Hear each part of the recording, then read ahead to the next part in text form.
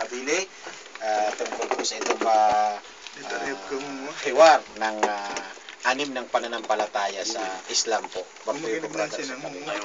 Assalamualaikum warahmatullahi wabarakatuh. Ito po ang inyong kapatid sa Islam, si Sheikh Ali Kabili, pagbabati sa inyo ng magandang gabi po sa inyong lahat, mga kapatid natin na nagpapakinig sa atin. Karagdagan pong reaction dun sa mga sinasabi ng aking kapatid dito na din sinasabi ang tungkol sa pag-iisa, isang Diyos na nag-iisa lamang, walang kapatid, walang anak, walang magulang. Yun ang Allah subhanahu wa ta'ala. Siya po ay nag-iisa, siya ang gumawa sa universe, siya ang gumawa sa lahat ng nakikita natin. At pinaka number one na ginawa ng Allah subhanahu wa ta'ala ay ang tao. The number one, ang pinaka number one yung nilalang na tao.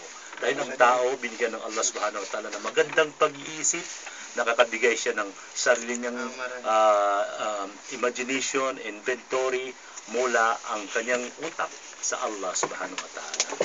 So itong mga sinasabi natin yung mga propeta ay totoo yun, yung mga siyang sugo ng Allah subhanahu wa ta'ala sa atin ay sila po ang nagbigay sa atin para malaman natin ang tungkol sa Islam, na yan ang ibinigay ng Allah subhanahu wa ta'ala ng religion na sinusunod ng lahat ng tao sa mundo. Simula ng Adam hanggang ngayon sa the last prophet, si Muhammad sallallahu alaihi wasallam, sinundan niya si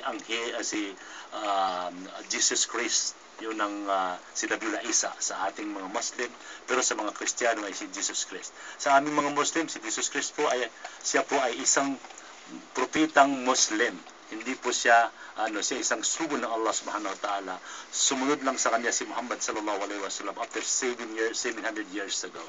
So tayo po ay nagpapasalamat sa kanila dahil nalaman natin ang katotohanan at ano ang Islam dahil sa kanila. Kasi kung wala sila, hindi natin malalaman kung ano ang Islam.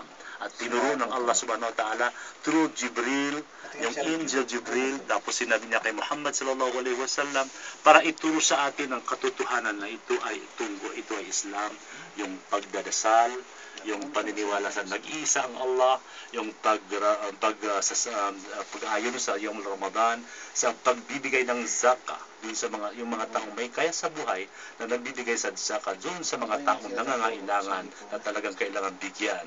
Tapos yung may kaya sa buhay na pwede mag-hajj. Tapos yung Ramadan. So tayo po ay naniniwala sa kanya dahil ito ang fundamental of Islam. Pag ito'y sundan mo, hindi ka magkakamali. Talagang yun ang katotohanan na talagang hindi ka magkakamali. Tapos yung 6 iman, yung sinabi ng ating mga kasama, yung paniniwala sa mga aklat ng ginawa ng Allah. So tayo po ay sumunod sa kanila, sumunod sa Allah subhanahu wa ta'ala dahil lahat ng tao ay sumusunod sa kanya, may peace of mind. Maski ano nang mangyayari sa mundo ito, pag ikaw ay sumunod sa Allah subhanahu wa ta'ala, wala kang masyadong mabigat sa puso mo. Dahil ano man ang dumating, ay pinaniniwalaan mo. Yun ang swerte na binigay sa iyo ng Allah subhanahu wa ta'ala. Yun lang po ang aking kunting reaksyon. Magandang gabi po sa inyo lahat. Assalamualaikum warahmatullahi wabarakatuh.